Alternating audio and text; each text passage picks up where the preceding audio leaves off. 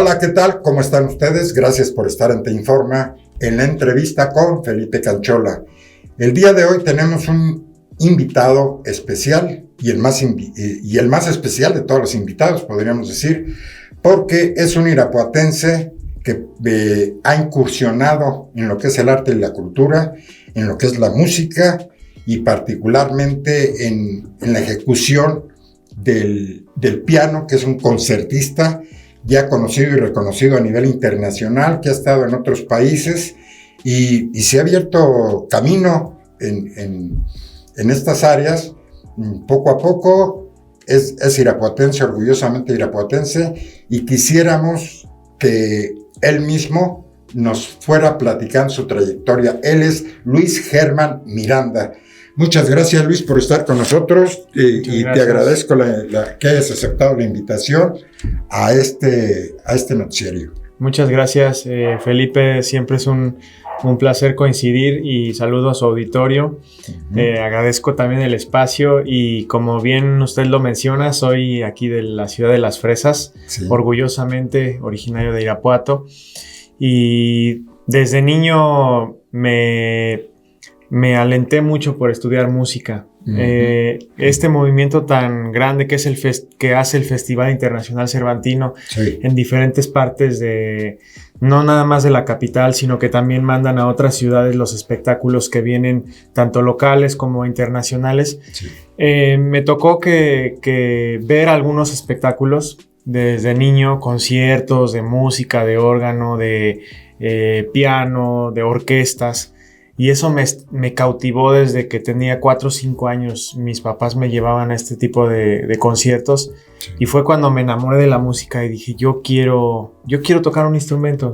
Tenía esa espinita de poder hacerlo. Y gracias al apoyo de mis papás que dieron seguimiento a este deseo que yo tenía, me metieron a clases de piano. Sí. Tú sabes que un piano es pues muy caro y es difícil o sea, si el niño quiere estudiar un instrumento, no se va a invertir en un instrumento así tan caro. Y me acuerdo que mi mamá para que yo estudiara me dibujó en una tabla las teclas del piano y yo ahí estudiaba en mi tablita. Y pues cuando iba a mis clases con mis maestros, pues ahí sí tocaba el piano. Entonces poco a poco fui agarrando ese impulso por la música. Mi abuelo también tenía un piano y cuando iba los fines de semana a visitarlo, ahí me ponía a tocar y siempre fui muy curioso y siempre con muchas ganas de descubrir el arte de la música. ¿Cuáles son tus primeros maestros que te guiaron? Porque tú dices que empezaste a tomar clases. ¿Fue maestro, fue maestra? ¿Quiénes eran? Fíjate, algo muy curioso que me sucede todavía, que me preguntan que si porque mi segundo apellido es Miranda, soy sí, Luis Germán Miranda, que si soy algo de los Miranda de la Cristalita, de las maestras Miranda de piano, muy famosas aquí en Irapuato. Y no soy familiar, pero sí tomé clases con ellas con la maestra Eugenia cuando yo era pequeño. Estuve estudiando con ella. Una de las grandes inspiraciones también en mi vida fue mi tía abuela María Luisa Campuzano. Ella fue arreglista de la música de Cricri, de Gabilondo Soler en la Ciudad de México. Ya. Entonces, fíjate, una gran artista. Me acuerdo mi abuela que tenía unas manos muy chiquitas. Entonces, normalmente para ser pianista te piden que tengas manos bastante grandes para poder alcanzar las octavas y las novenas, docenas. Pero mi abuela tenía unas manitas así pequeñas y aún así hacía magia con el piano.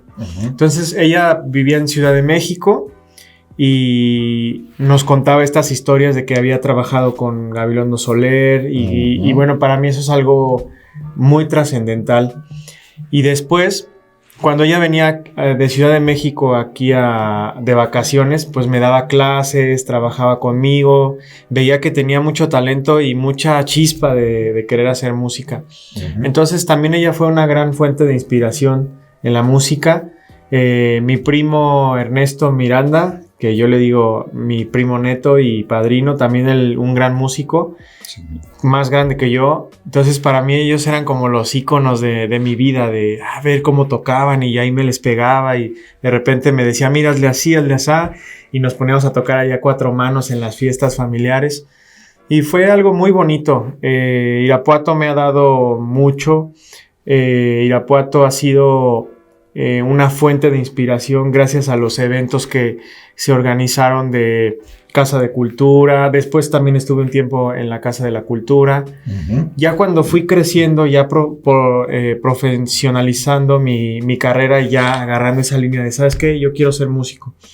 Porque pues mi abuelo, Ernesto Miranda, tenía un negocio de pailería industrial. Y también me llamaba la atención los tornos y las prensas y todo eso. El acero inoxidable y todo eso lo tenía ahí en la glorieta de San Antonio, que ahora ya no está, porque pues ya modificaron ahí las calles.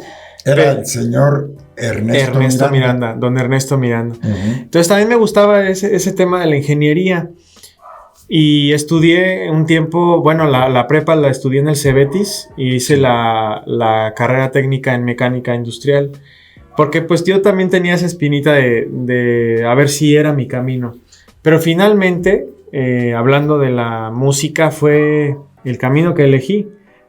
También estuve en otras áreas de las artes, también estuve en danza folclórica. Uh-huh. Estuve con el ballet de la Casa de la Cultura de Irapuato. Bailé muchos años también, desde niño me encantaba. Me tocó pasearme por el mundo, conocí Taiwán, España y muchas regiones aquí del país. Fue una experiencia muy bonita, pero finalmente tuve que decidirme por algo.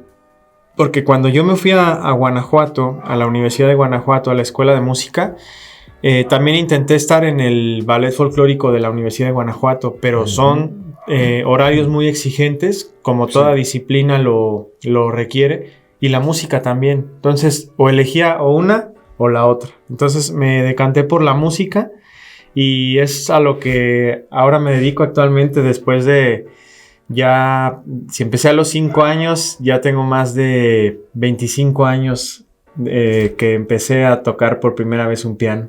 Uh-huh. ¿Cuál fue el concierto que tú hayas considerado, de los primeros conciertos que tú hayas considerado, que tú ya te veías, te soñabas dando algún concierto? ¿En qué espacio, en qué foro fue? Fíjate que hay un busto que está donde está el estadio de Irapuato, del lado de Guerrero enfrente, uh-huh, sobre Guerrero. Hay un busto de un músico Mozart. Uh-huh. Y le hicieron un homenaje, y me acuerdo que eligieron a un pianista de la Casa de la Cultura, talentoso, que fuera ahí a tocar algunas piezas. Sí. Y me tocó a mí que me invitaron. Yo tendría unos 14, 15 años.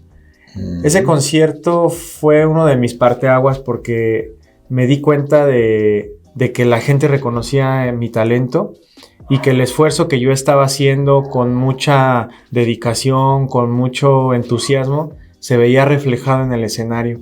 Entonces ahí fue donde empecé a verme en lugares más grandes, en espacios más bonitos, con más gente.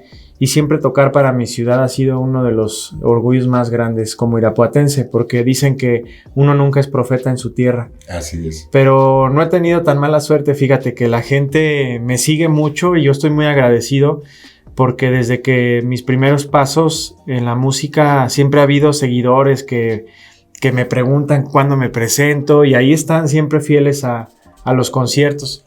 Y fíjate que una de las cosas más importantes en un músico es aprender a creer en ti mismo. Uh-huh. Porque cuando nadie te conoce, no saben ni quién eres, nunca has grabado un disco, nunca has hecho un video.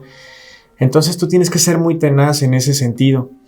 Y me acuerdo que una de las colaboradoras de la Casa de la Cultura en ese tiempo, me la encontré una vez caminando en la calle, y me dice, oye Luis, yo ya estaba recién ingresando a la Universidad de Guanajuato, a la Facultad de Música. Uh-huh. Me dice, oye Luis, qué gusto verte, ¿por qué no das un concierto aquí en el Auditorio Benito Juárez en ese tiempo? Ahora ya... En el Teatro Benito Juárez. Ya ahora es el Teatro de la Ciudad, totalmente... Ahora es el Teatro de la Ciudad, remodelado. Sí. Entonces me dice, ¿por qué no das un concierto ahí? Y esos pequeños impulsos que me hacen como que nada más necesito como un empujón para que mi cabeza empiece a idear estos proyectos. Dije, ¿por qué no? Claro que sí. Si ella me lo está diciendo que trabaja en cultura, yo creo que sí puede ser viable. Y me puse a conseguir patrocinadores para que me ayudaran a imprimir los pósters, las lonas, y ahí estaba yo pegando en toda la ciudad. Mi novia, ahora mi esposa en aquel tiempo, también me ayudaba mucho con ese tema. Y fue algo muy, muy bonito. Aprender a soñar y ser tenaz en tus sueños, porque eso es la pieza clave en la vida. Y es lo que me ha ayudado siempre a trascender más allá de esta bonita ciudad que me ha dado mucho. Después tuve la oportunidad de estar en la Universidad de Guanajuato en la licenciatura en piano. Y después seguí soñando. Yo tenía mucha ilusión de estudiar en Europa y fui a probar suerte a la Universidad Frédéric Chopin en Varsovia, Polonia, que es la capital de Polonia. De Polonia. Y pues fui a hacer el examen. Como buen mexicano dije, a ver si pega, y me avisan que sí me quedo. Entonces para mí fue un salto gigante. Y estuve allá haciendo la especialidad después de la carrera, la especialidad en músico concertista, y estuve 4 años por allá en Polonia, con vivencias muy bonitas, aprendiendo de la cultura polaca, la gente muy, muy calurosa también como en México, mucho arte, mucha música, y todo eso lo he venido aplicando aquí en México, porque uno de mis ideales cuando me fui a Europa es regresar a mi país. Muchas veces, ¿qué pasa con nuestros connacionales? Se van a estudiar y allá se quedan, se casan con una americana, se casan con un europeo y ya no regresan. Pero yo siempre quise regresar a mi país porque hay muchas cosas que hacer aquí en México por la juventud, por los niños, que aportar a la sociedad. Entonces para mí siempre fue muy importante y nunca me pasó por la mente quedarme en Europa. Así como viviendo, no. Sigo de repente saliendo a dar giras de conciertos porque sí me tocó estar en varios países haciendo giras. Con música mexicana, promoviendo mis raíces, incluso... Era una de las curiosidades que yo he tenido, Luis. Obviamente has sido concertista, pero yo te veo más en la cuestión de los clásicos, de los pianistas de Beethoven, Mozart, etcétera. Y muchas veces, hace rato mencionabas a un primo tuyo, Ernesto, que se da por la música también mexicana, las corrientes musicales que hay en México o de diferentes tipos. Y no sé si tú en algunas partes hayas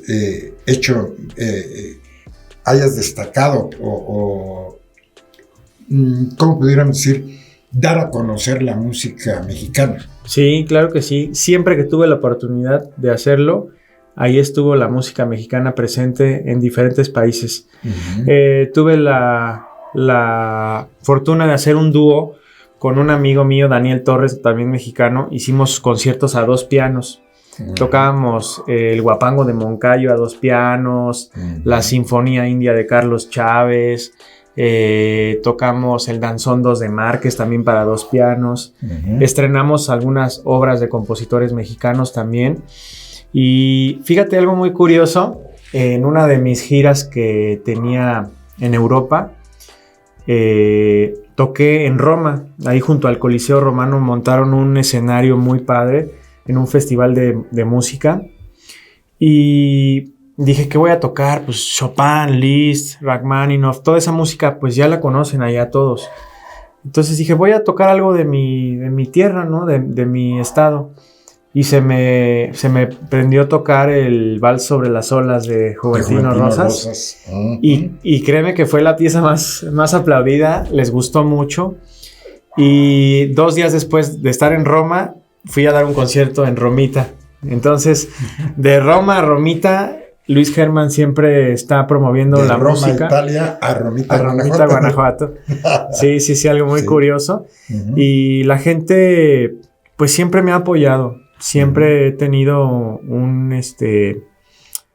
aliento por parte de mi público que me sigue, que ve mis videos en YouTube, me escriben en Facebook. Y siempre todo eso me ayuda mucho, ayuda al artista para seguir adelante persiguiendo sus sueños. En el estado de Guanajuato, Luis, obviamente que ya es muy conocido, tenemos 50 años ya celebrando el Festival Internacional Cervantino, pero siempre hemos tenido la idea de que obviamente participan grupos, representaciones de otros países, etcétera. ¿Es difícil que un mexicano entre a un festival de este tipo? Pues todo es por medio de convocatorias y yo he tenido mucha suerte.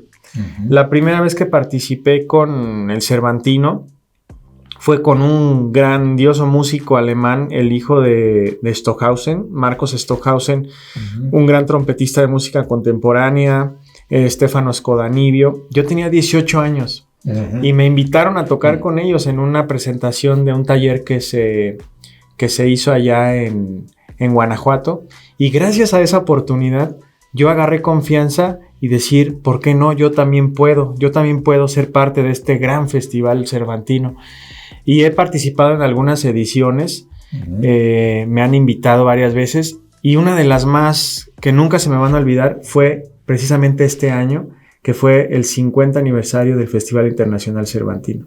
Uh-huh. Fue un concierto magnífico, toqué en la pinacoteca del Templo de la Compañía, que es la iglesia que está junto a las escalinatas de la Universidad de Guanajuato. Uh-huh. Es la iglesia que está junto. Uh-huh. Ahí toqué en la pinacoteca, un lugar muy bonito, unos cuadros preciosos que están en exposición como tipo galería. Y pusieron un piano, un Yamaha CFX de concierto, que hay pocos como esos en el mundo. Entonces todo se juntó. O sea, un buen piano, una buena sala, un gran festival.